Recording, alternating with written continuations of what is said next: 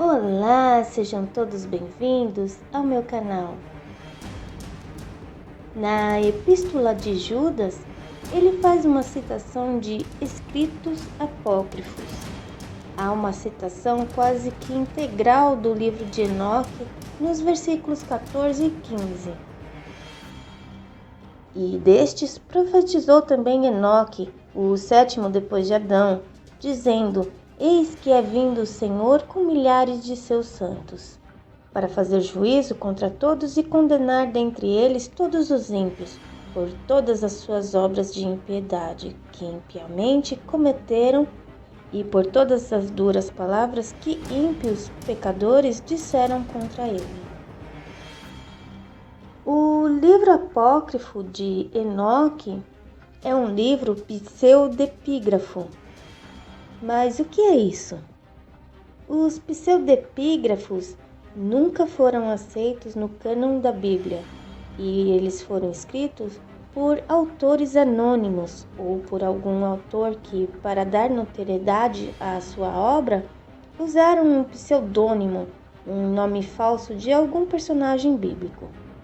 Fazendo isso, esses autores anônimos conseguiam dar valor e também autoridade aos seus escritos. Mas é bom lembrar que, na antiguidade, a questão de autoria não tinha a mesma relevância que temos atualmente.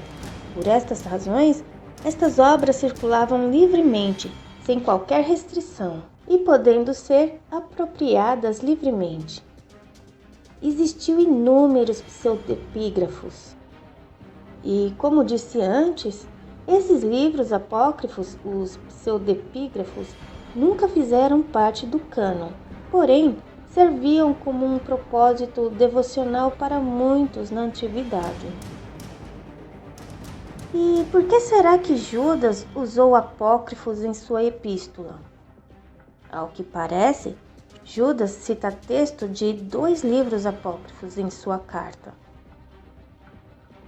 Mas o arcanjo Miguel, quando contendia com o diabo e disputava a respeito do corpo de Moisés, não ousou pronunciar juízo de maldição contra ele, mas disse: O Senhor te repreenda.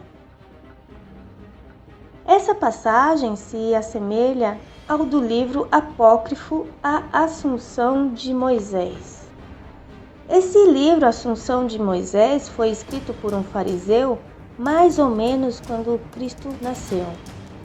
Contém profecias atribuídas a Moisés de quando ele estava para morrer e por ele confiadas a Josué.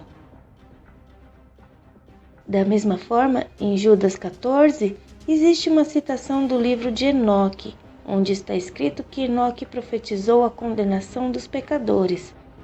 Os livros de Enoque é um grupo de fragmentos de vários autores desconhecidos, produzidos no segundo e também no primeiro século antes de Cristo, contendo revelações pretensamente feitas a Enoque e Noé.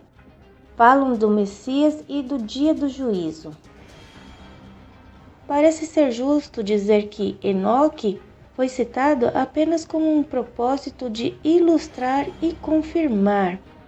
O texto de Enoque é duvidoso e ele nunca foi aceito pelos judeus como um texto oficial, divinamente inspirado, e nunca apareceu em qualquer relação cristã ou enumeração de livros canônicos.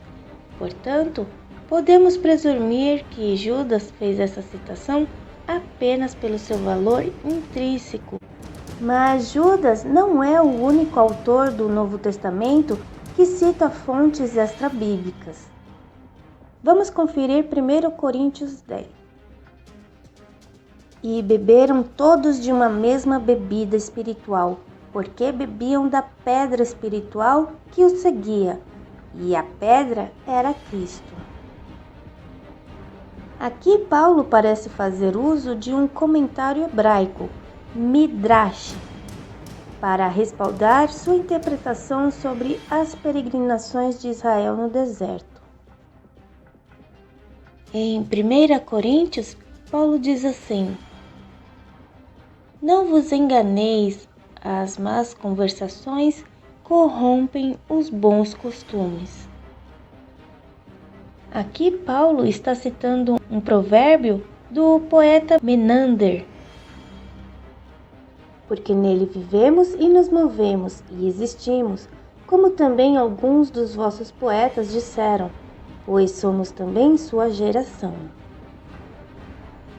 Um deles, seu próprio profeta, disse: os cretenses são sempre mentirosos, bestas ruins, ventres preguiçosos. Nessas passagens, há menção de frases de poetas gregos no discurso de Paulo, quando Paulo defende o Evangelho. Todas as citações de Paulo foram obviamente feitas com o propósito ilustrativos, e suas fontes não são consideradas como divinamente inspiradas. Mas os escritores do Novo Testamento deveriam ter feito citações de fontes apócrifas? Sem dúvida, Deus não teve dificuldade alguma em guiar os escritores bíblicos na seleção de material dessas fontes.